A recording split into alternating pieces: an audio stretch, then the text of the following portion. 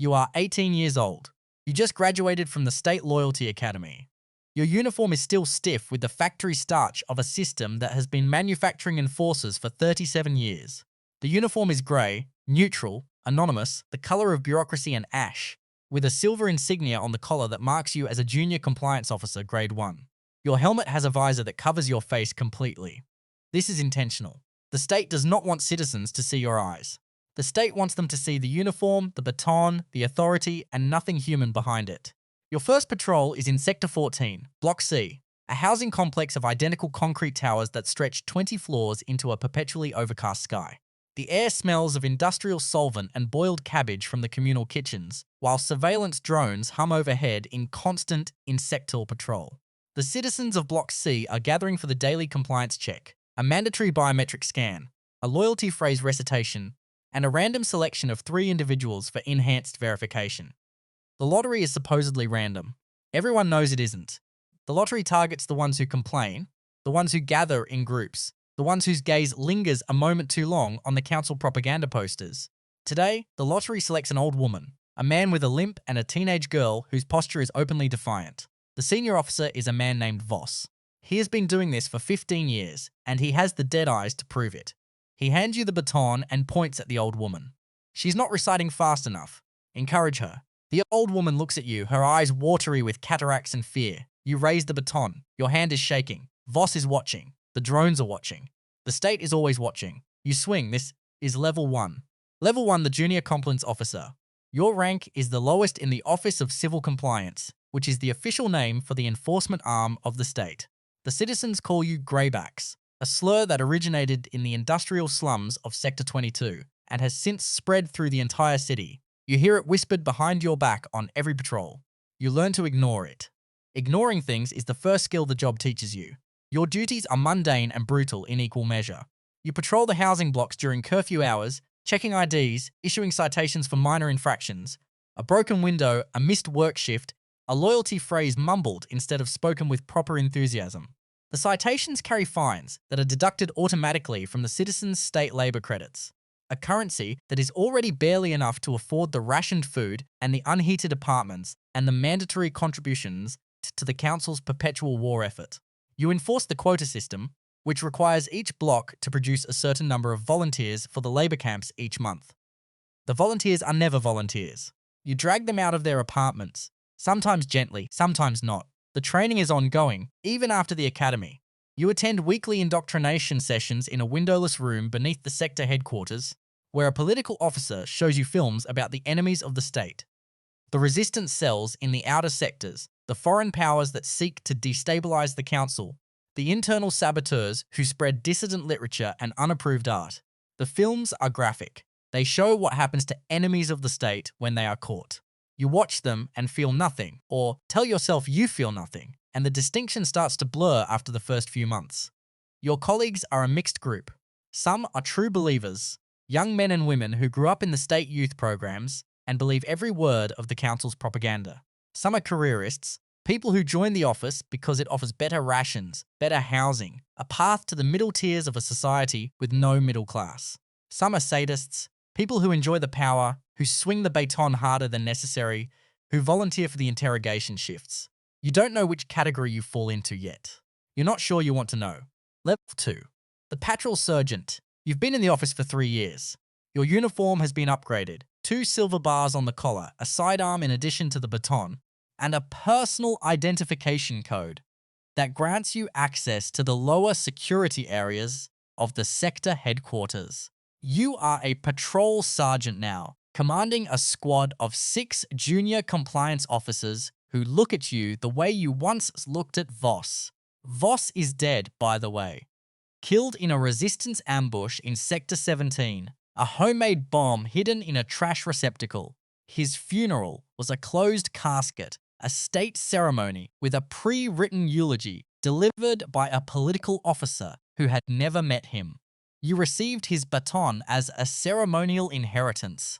It still has a faint brown stain on the handle. You don't know if it's rust or blood. You don't ask.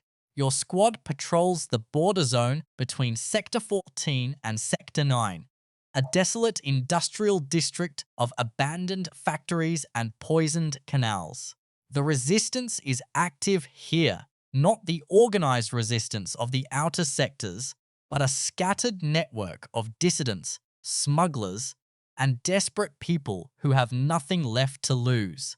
Your job is to keep the zone contained, to prevent the chaos from spilling into the compliant sectors, to maintain the illusion that the state has everything under control. The illusion is fraying. You can feel it in the air, a tension like static electricity before a storm. You've developed a reputation as efficient, which, in the office, is the highest compliment. You conduct raids on suspected dissident safe houses, your squad moving through the corridors in practiced formation, the baton swinging, the doors kicked in, the occupants dragged out in handcuffs or body bags. You've learned to read people, to spot the micro-expressions that betray fear or defiance or deception. You've learned to interrogate, not with the crude brutality of the sadists, but with a colder, more effective approach: isolation, sleep deprivation, the strategic deployment of hope. You tell the detainees that if they cooperate, they might see their families again. Some of them even believe you. Some of them are right. The cost is accumulating. You don't sleep without pharmaceutical assistance, the little white pills that the office medical staff dispense freely to all personnel. You haven't spoken to your parents in 2 years. They live in Sector 2, a comfortable administrative district, and they don't know what you do, not really. Your mother tells her neighbors you work in civil administration. You have no friends outside the office. You have no relationships, no hobbies, no self beyond the uniform. The uniform is your identity now. You're not sure if that's a tragedy or a mercy. Level 3, the Compliance Captain. You've been promoted again, this time to Compliance Captain, a rank that comes with a private office, a staff of 30, and a monthly briefing with the sector political officer. The political officer is a thin, pale woman named Margulis, who speaks in the flat, precise tones of someone who has been trained to suppress all emotion. She briefs you on the larger picture, the resistance movements in the outer sectors, the diplomatic tensions with the neighboring states, the Council's strategic priorities for the coming quarter. The priorities are always the same: maintain order, suppress dissent, ensure the labor quotas are met. Margulis delivers these briefings with the same tone she uses to discuss the weather. You've learned to do the same. Your role is no longer direct enforcement. You are a planner now, an administrator of violence. You design the patrol schedules, the raid protocols, the contingency plans for civil unrest. You analyze intelligence reports from the surveillance networks, the drone footage, the informant reports, the biometric data that tracks every citizen's movements and vital signs. You identify threats before they materialize, patterns of behavior that suggest dissident activity, individuals whose psychological profiles indicate a high risk of non-compliance. You pass these names to the detention division. What happens after that is not your concern. You tell yourself this. You almost believe it. The moral weight is becoming harder to ignore.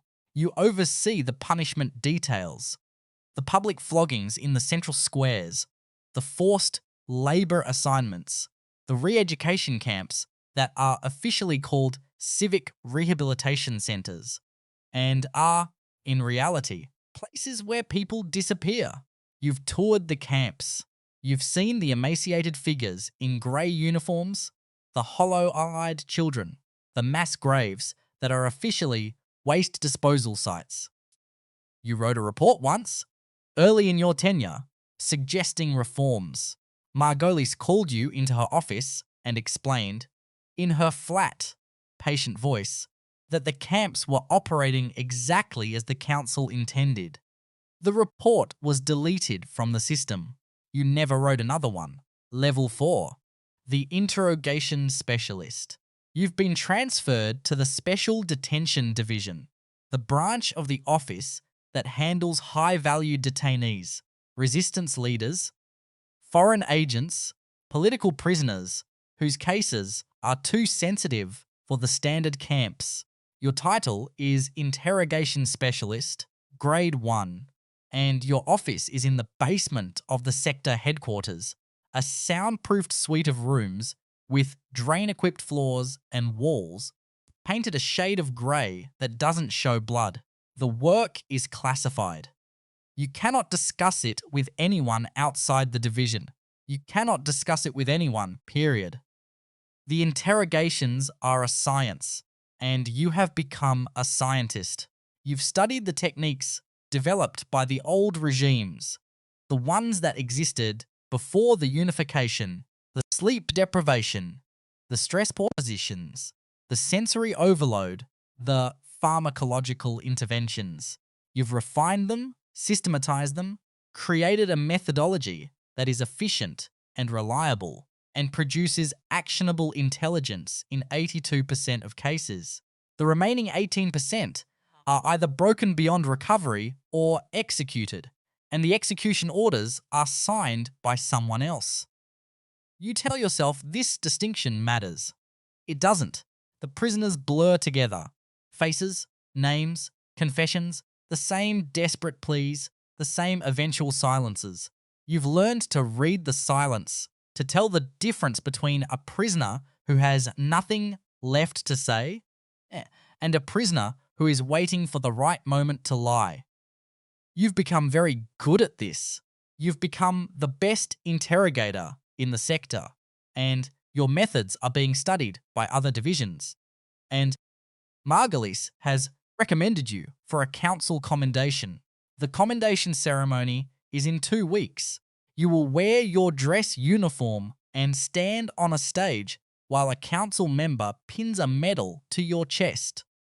And you will smile for the cameras, and you will not think about the basement. Level 5. The Grittental Affairs Director. The council has noticed you. You are promoted to the Office of Internal Compliance, the branch that investigates corruption, disloyalty, and ideological deviation within the enforcement apparatus itself. Your title is Director, a rank that puts you above the sector political officers and directly under the Council's Committee for State Security.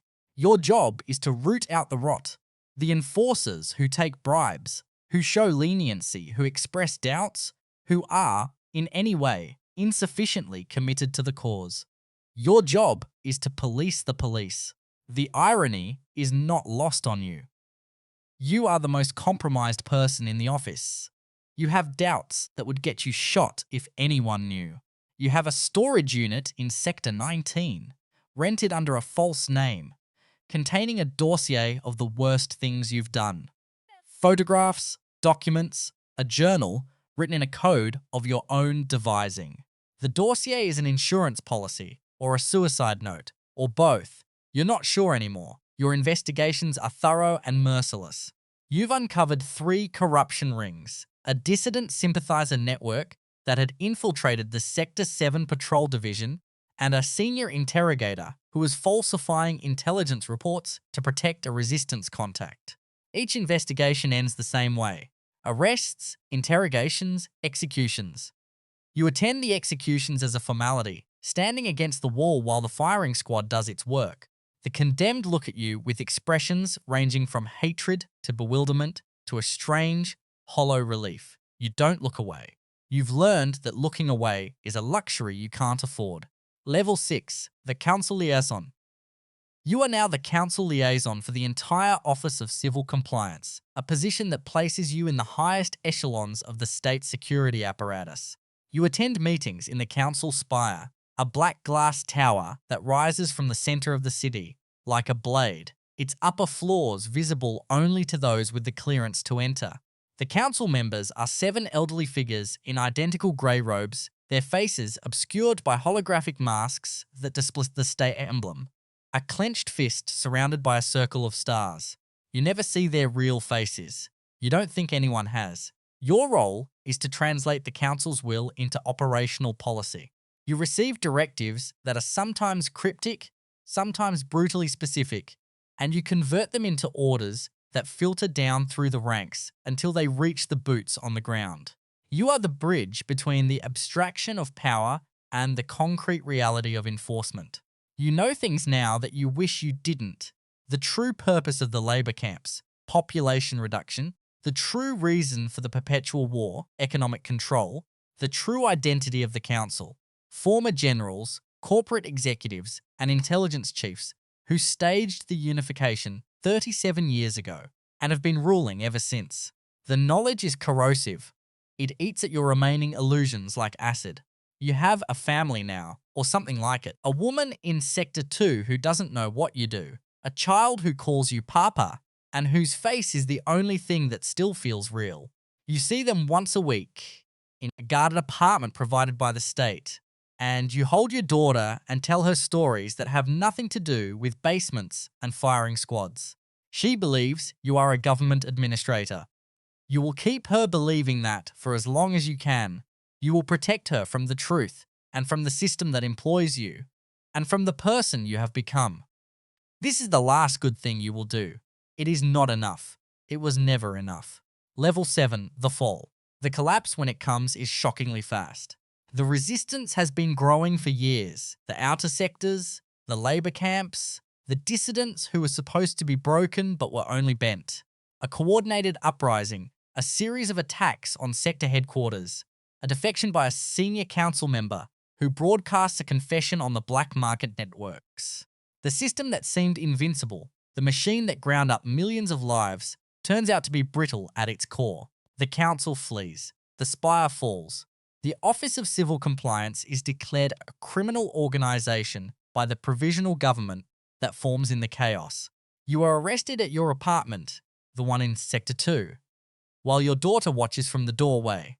The soldiers are resistance fighters, young men and women in mismatched uniforms who look at you with a hatred so pure it is almost beautiful. Don't resist. You knew this day would come. You've been expecting it for years. The only surprise is that it took so long. They take you to a detention center, ironically, one of the same facilities you once managed, and they put you in a cell with a concrete floor and a single light bulb and the ghost of everyone you ever put here. You wait. The trial, if there is one, will be a formality. The sentence, if there is one, will be death. You are not afraid of dying. You are afraid that your daughter will remember you. You are afraid that she won't. 8. You sit in the cell, listen to the sounds of the new regime building itself from the rubble of the old, and you realize that you were never the enforcer you thought you were. You were just another prisoner. You were always just another prisoner. It just took you 37 years to figure it out.